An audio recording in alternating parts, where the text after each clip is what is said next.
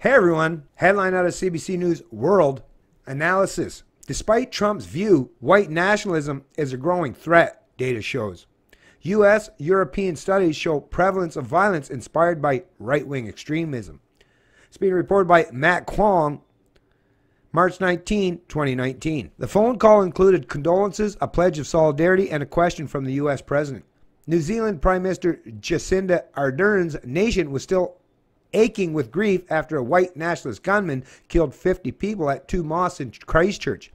As she spoke on Friday with U.S. President Donald Trump, her American counterpart asked what he could offer. Ardern reportedly answered, sympathy and love for all Muslim communities. Trump acknowledged that and agreed, she told reporters. But if two national leaders sounded like they shared a common understanding, it appears to have been fleeting. The U.S. president tweeting about the call made no mention of Ardern's plea. Instead, on the morning after their chat, Trump defended Fox News personality Jeanine Pirro, whose recent on-air remarks were deemed to be so bigoted against Muslims that the network reportedly suspended her.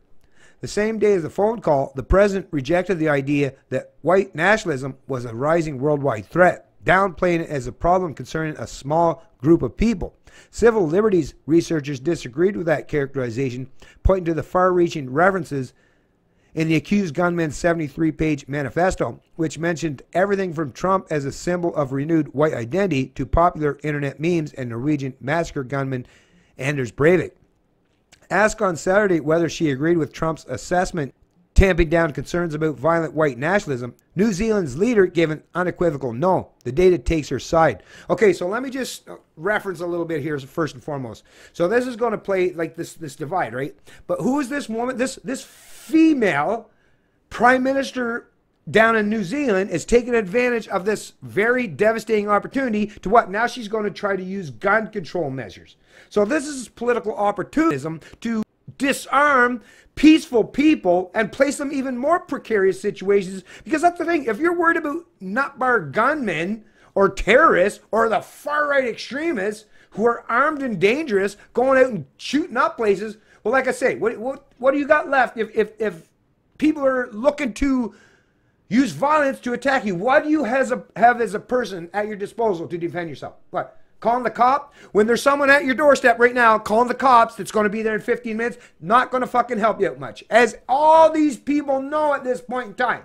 But basically what this politician down in New Zealand, they're playing the emotional stuff, right? Oh, I care so much. Meanwhile, what is she doing as actions?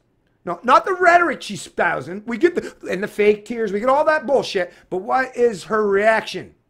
Like the actions of her reaction is to try to take peaceful people that are armed, might have the ability to defend some other people that are being attacked, right? She's going to disarm peaceful people who have not done anything wrong, so use preemptive or collective punishment toward people as a means to virtue signal to what?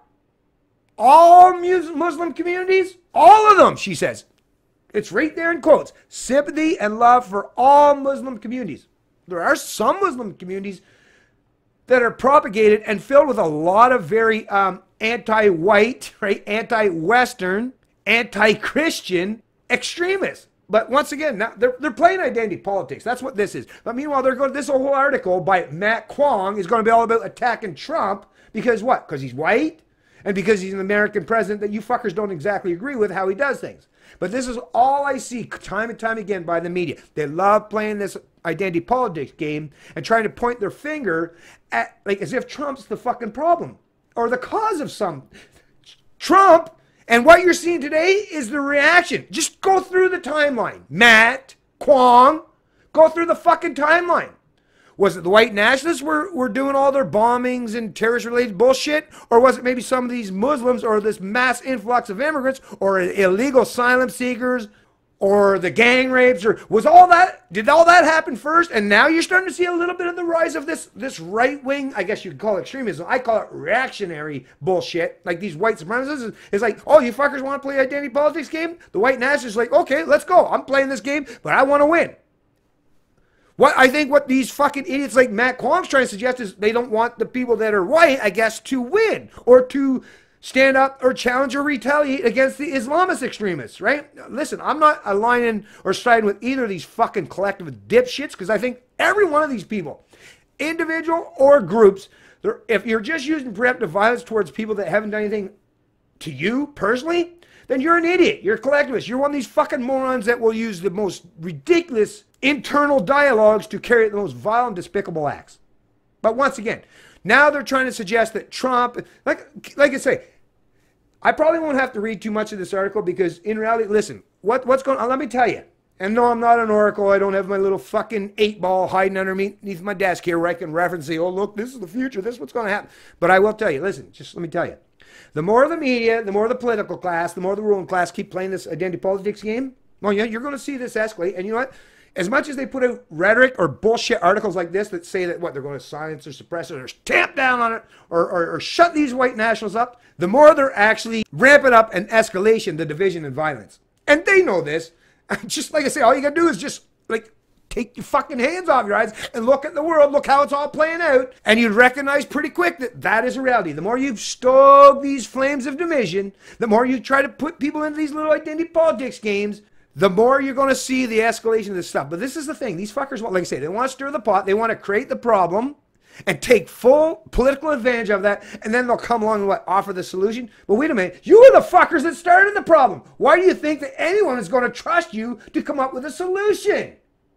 I sure as fuck don't, and I recognize that a lot of people are coming around to understand what I understand is like, yeah, no. I don't want none of these central planner dipshits intervening on my behalf because I just don't trust them. I recognize them that they are the most vile, evil, despicable people among us. I don't want any of these people representing me, my values, or my views. The onus is on you, folks, to stand up and tell these fucking idiot hacks in the media that, yeah, don't bring me into your little equation. If you want to play this identity politics game, you want to pit this left versus right bullshit, you go ahead and do it. But I'm not falling for your nonsense. I don't fall for the left-right bullshit. I fall for either you're authoritarian or you're a libertarian. Either you believe in freedom or you believe in oppression. One way or the other, that's really where the divide should come. It should not have nothing to do with your skin color, your race, your sex, or your religion. At the end of the day, what should be done is break us down to, are you trying to impose your shit on me? Or are you the kind of people that has a live, let live mentality? Are you authoritarian or are you a libertarian? That's where the true divide rests and resides. Anyways, I'll post a link to this fucking piece of shit article. Like I said, I was going to try to read it all, but I can't. This Matt Kwong, like I say, and CBC loves feeding him the anti-Trump fucking file. That's his thing, Matt Kwong. I think at night he fucking probably sits around jacking off, thinking about how much he could destroy Trump or something. I don't know. Like I say, these people are weird. They have such this weird pretenses of power in their mind, and because they don't have it actually in their real life, is they just dream of it. At least Trump, see, he's had power, real power his whole life. People like Matt Kwong or these CBC fucks, they have no real fucking power because they're all beholden to their political masters and overlords. So the only thing they can do is conjure up these kinds of fake, false narratives and fictional concepts where they get to pretend that they're like, I don't know, like the saviors, right? I mean, really though, Matt Kwong. You're not fucking helping. You're just adding more fuel to the fire, Matt. But hey, you keep doing that. See how well you sleep at night. Once you finally, someday, you might actually recognize and realize that, oh shit, I am the one that caused a lot of mayhem. Actually contributed to this kind of division. I hope someday you reflect on that, Matt. And I hope it eats you up inside for the rest of your goddamn life. It's a Canadian Libertarian, and I love liberty.